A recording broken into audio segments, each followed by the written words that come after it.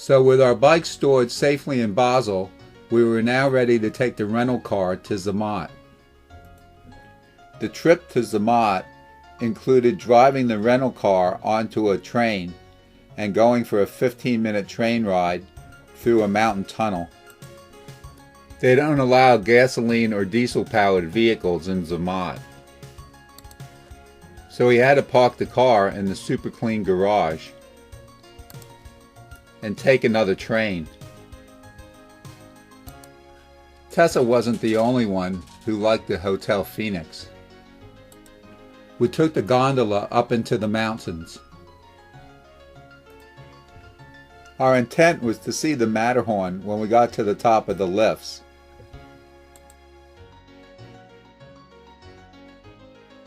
When we got to the top, the Matterhorn was fogged in, and I felt like I was freezing to death. We took an elevator 50 feet down into the glacier to the highest ice palace in the world.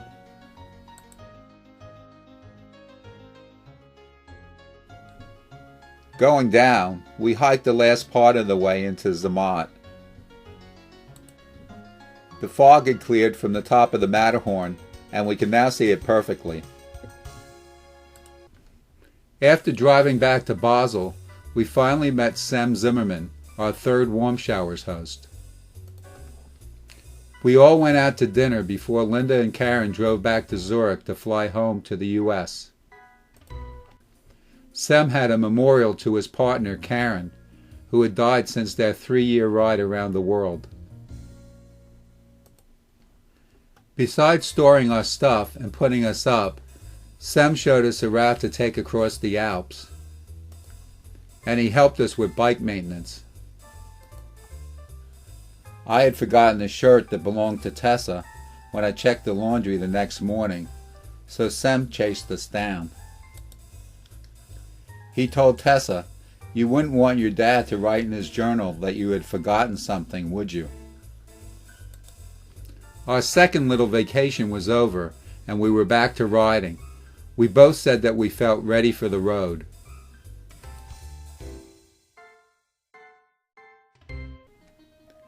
Pretty soon we started to climb. We were well rested, the rains were behind us, we had a few weeks of touring under our belts, and we were 1,000 miles closer to Sicily. A lot of the time we were climbing, we were serenaded by sheep bells. At times it seems as though we were surrounded by their music.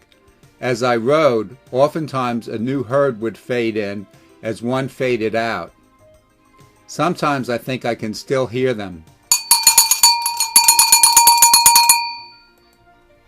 The Hotel Baron in Schur had a special garage to store bikes. It was a lovely place to stay, and we had dinner with 2 brothers we had met along our route. Chris lives in France and his brother Mike in the U.S. They were traveling light and rode on ahead.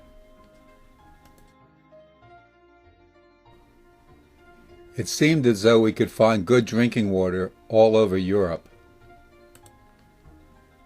The bike route that we took across Switzerland was well signed for the most part.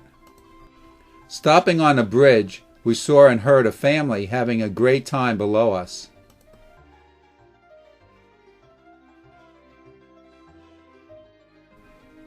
The sign points toward rain, but there wasn't much rain anymore. There were a lot of crucifixes along our way, sometimes in the most isolated places.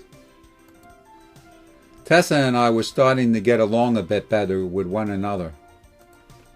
We got our first view of the Alps and went swimming at this beach on Lake Luzerne, just behind our campsite.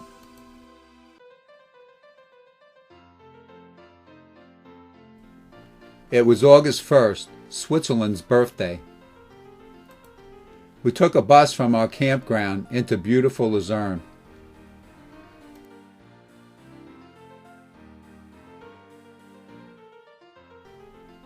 Luzerne had a majesty similar to Luxembourg, but with a lake and the mountains.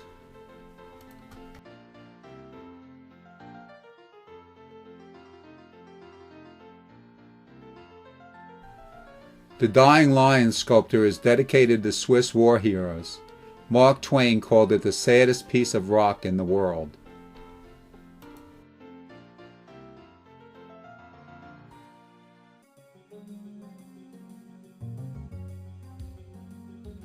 We stopped in many churches on our tour. This one outside of Luzerne was one of the most spectacular.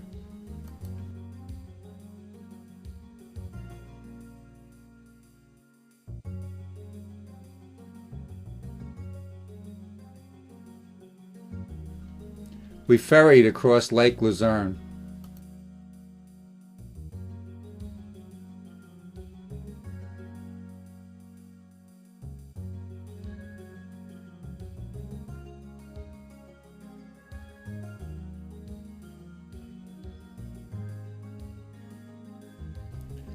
Goddard Pass is where we were headed by way of Andermatt. We met these fun guys from New York City on the ferry across Lake Luzerne. It was difficult to be unhappy here. I was about to have my third and final flat tire. Tessa had had none.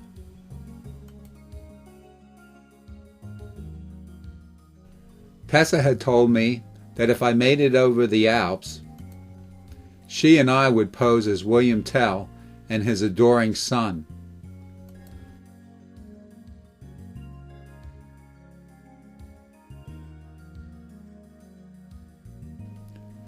We and the guys from New York all stayed at the Stern & Post in Amsterdam that night. Hans Christian Andersen had been a guest there. It was owned by a couple of brothers. The food was great.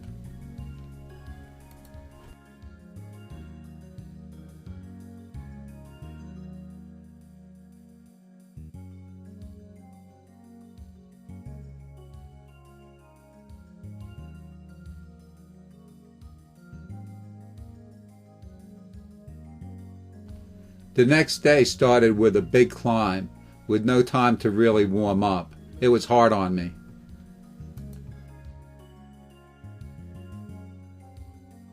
More climbing followed.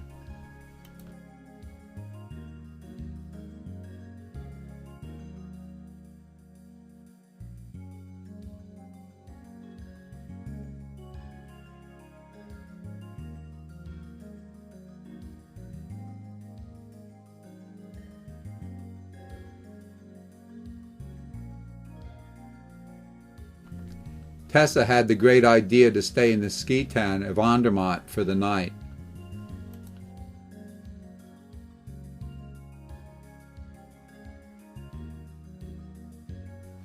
We took a great hike on the trails above town.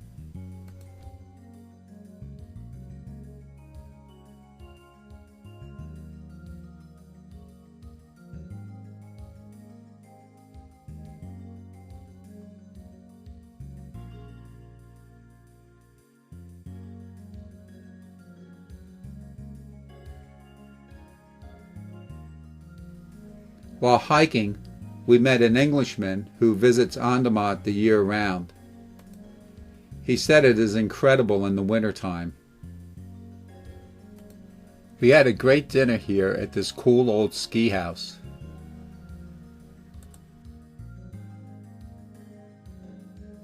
The next morning we were ready to climb.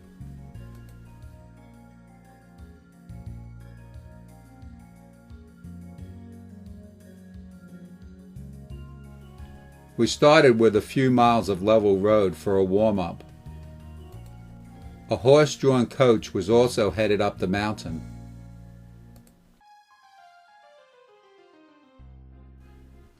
It was pretty much a constant climb up to the pass.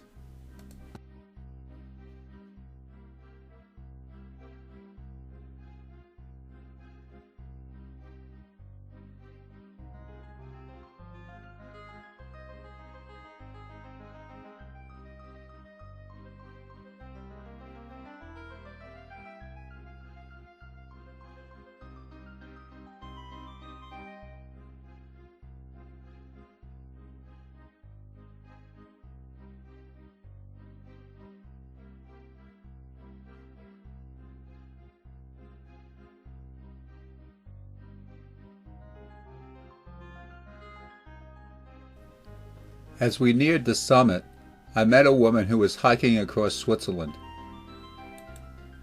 Tessa took the high road and I took the cobbles. They both went up to the pass.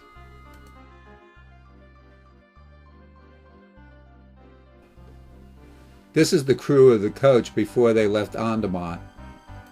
As slow as I was, I still beat the coach and horses to the top. But I didn't beat Tessa. She waited for her old dad at the top.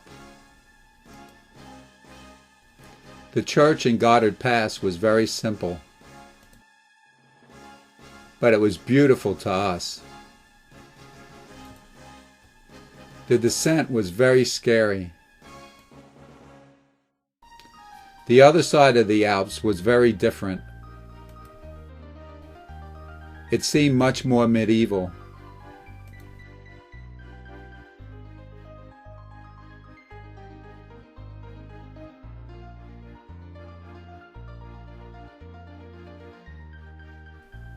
People spoke Italian, not German. After riding in an intense thunder and lightning storm through the pass, we spent the night in Biasca. The thunder and lightning had seemed to chase us through the narrow valley. This is the old part of Biasca.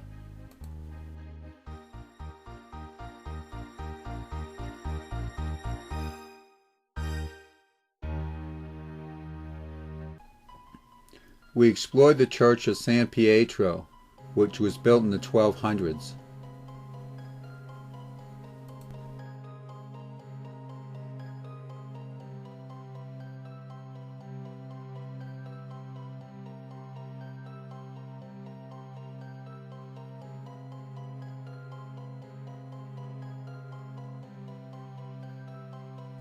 I have no clue what this was used for.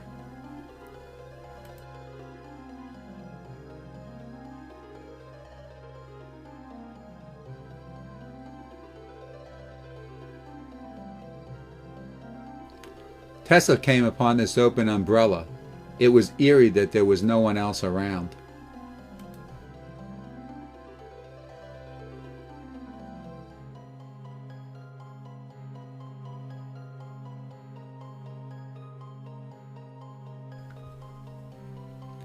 As we went down the road, we came to another town with old buildings.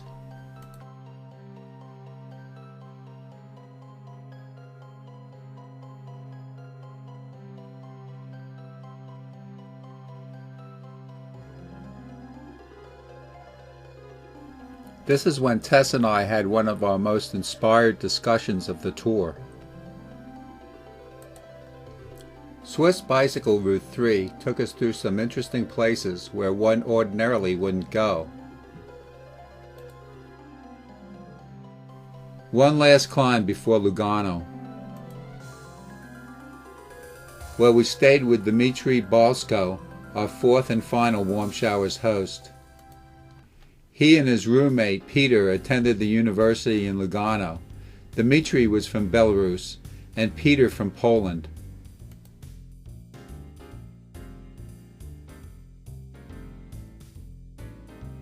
The next day along Lake Lugano, we met a rider who told us that Italy would have very few climbs.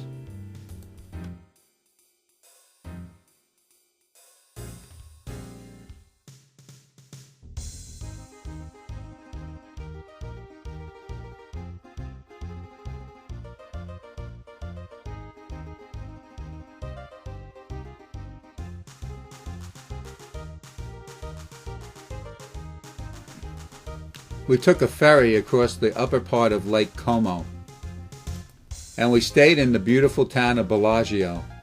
Bellagio was out of the way and would take a day longer than going straight to Como. Some road weariness had gotten to me, and I had suggested to Tessa that we go straight to Como. She pointed out that in doing so, we would miss the church of the Madonna del Gisolo, something I had spoken of way back in the early days of planning. In Bellagio, this 900-year-old church was just outside of our room.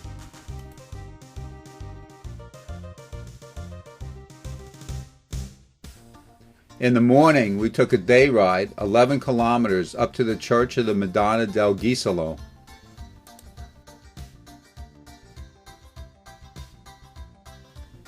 It is a traditional climb on the Giro d'Italia.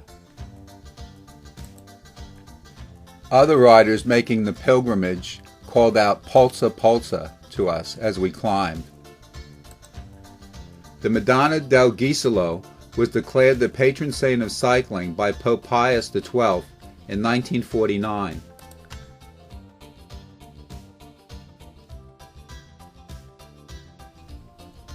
It has since become a shrine to the followers and legends of cycling. Memorabilia of many greats are contained within her walls.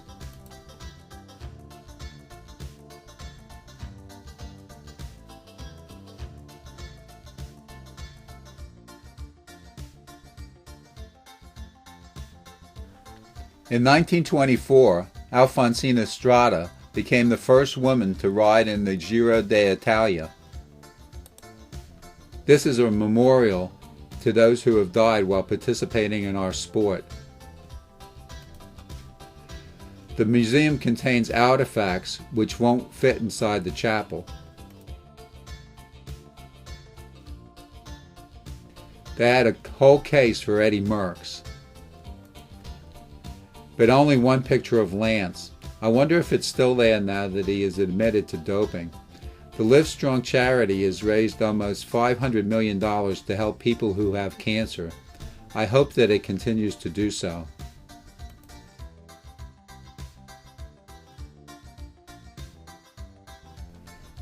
We're on our way back down to Bellagio.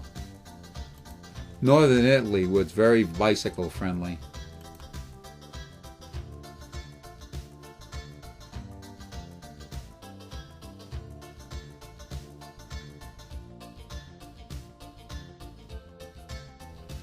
We had lunch back at the hotel.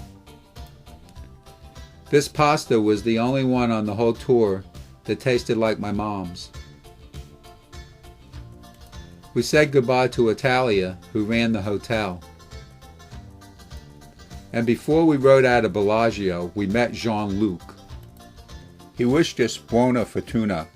I appreciated his sense of style. We rode a high, narrow road to Como.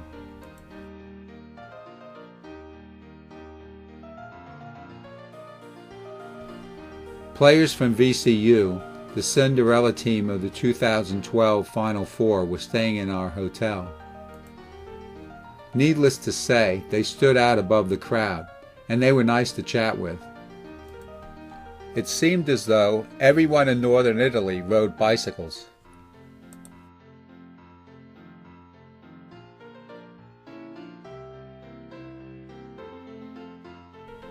We walked over to see the Duomo. We agreed that going through Slovenia and Croatia would be logistically and economically challenging. We ate dinner across from the Duomo and decided to finish the tour by continuing on down through Italy. Intentionally skirting Milano to the east, we had lunch at the restaurant Parco dei Principi.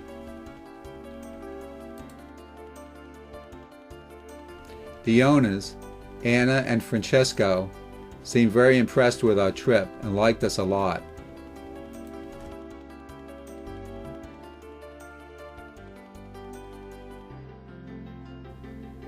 We liked them a lot too. Their food was great, and their restaurant was elegant. We came to a fruit tent, and I called out to Tess and asked her if she wanted a piece of fruit. She said no, but stop if you want to. When I grabbed just one peach from the owner, he said "una peche" and gestured for me to go on.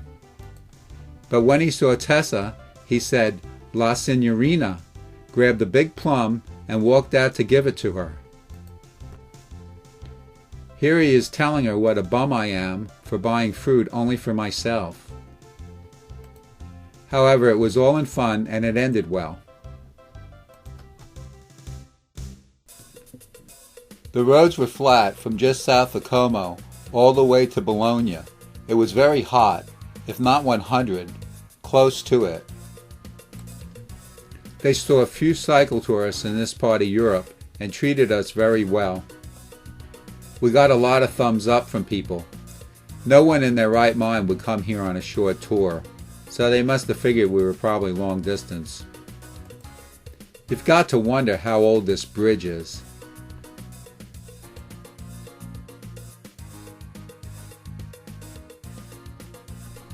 Big trucks carrying tomatoes would dump some of their contents when going through the roundabouts. We stopped at the Ferrari Museum in Maranello.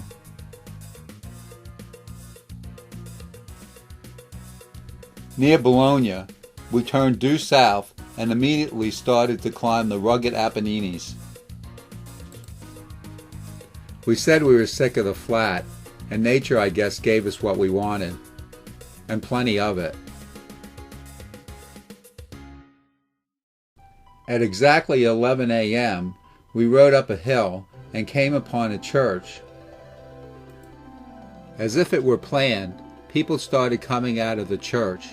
They were celebrating an anniversary of the victory of the Italian resistance over the Nazis.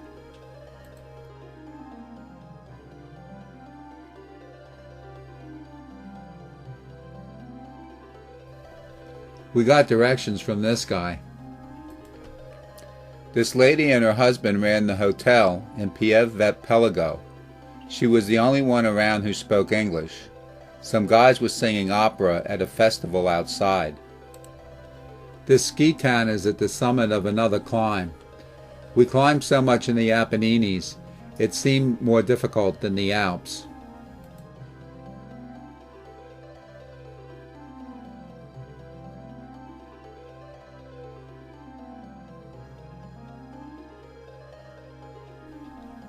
We had good fruit all through Europe. Strawberries and cherries in Britain and France.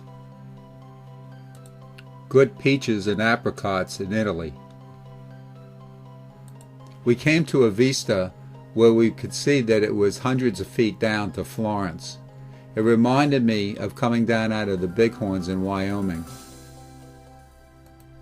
We arrived in Florence that afternoon.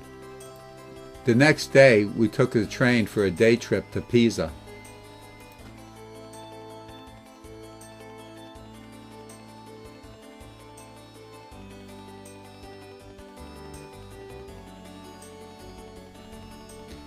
We headed back to Florence for a second day off.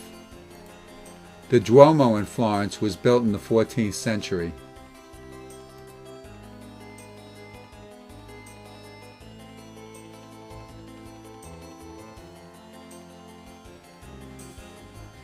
Building the dome, which was designed by Filippo Brunelleschi, has been called the 15th century equivalent of putting a man on the moon.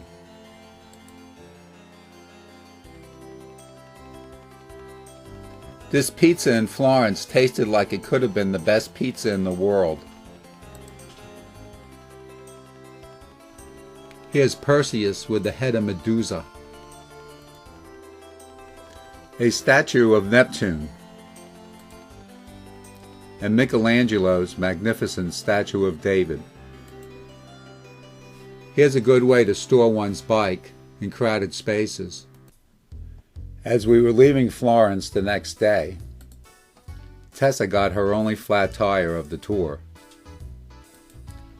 Back on the road for one more climb through the Apennines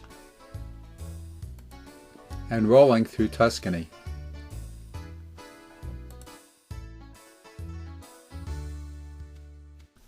Olives started to become much more plentiful.